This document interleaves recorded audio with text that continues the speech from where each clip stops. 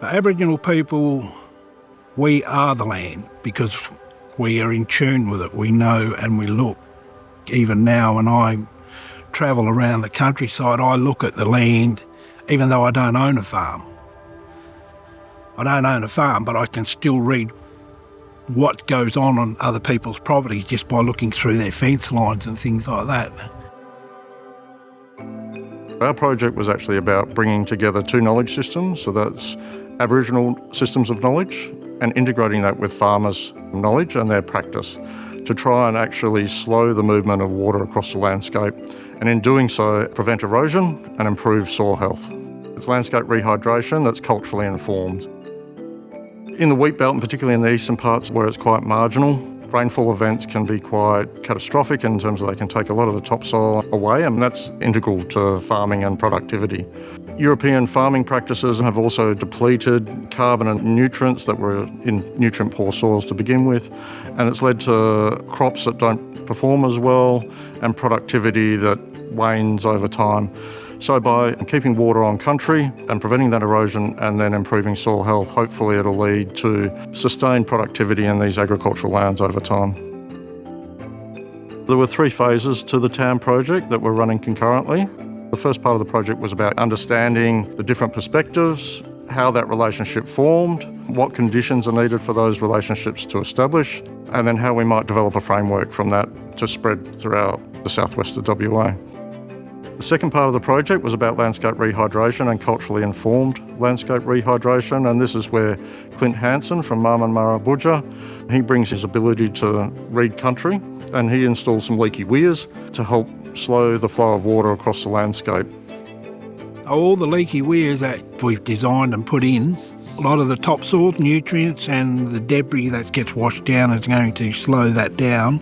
It's like having a cup out on the ground there and you're filling it up.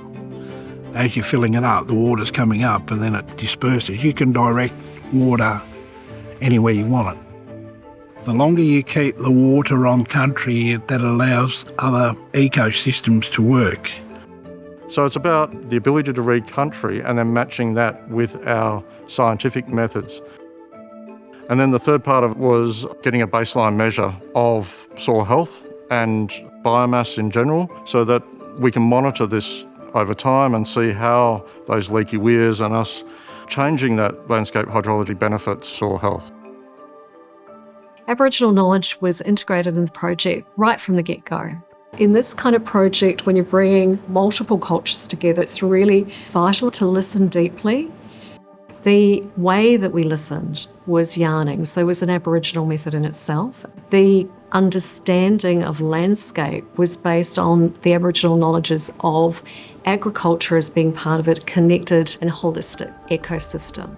Also, the fact that we're listening to knowledge that we can't always measure. And that, I think, was the big surprise for me coming onto this country, that there would be knowledge that is spiritual, cultural, intuitional. Aboriginal people, we used to be nomads, so we didn't always carry a pen and paper around, so we had to use oral and visual regenerative and holistic farming practices. We also learnt that history, country, and relationships can't be separated. So collaborating that space, it takes a lot of trust and it takes a lot of respect for differences, even for conflict. We have to respect that we won't understand each other to begin with. Our passions were getting stronger and we were starting to gain momentum with trust. Meaningful collaboration between traditional owners, farmers, and researchers is vital. So if any one of those groups dominates in their knowledge, then we lose an opportunity.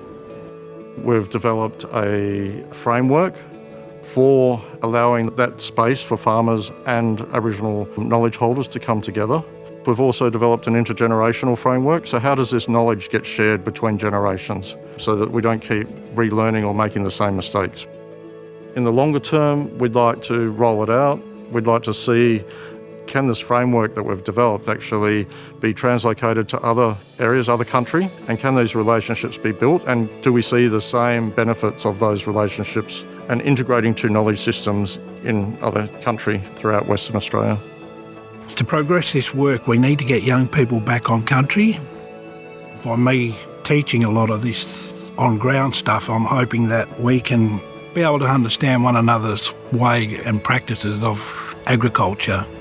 You know, one's more advanced and one was the old style. And sometimes the old style can help the new style, but it's just how people are going to look at how we can combine them together.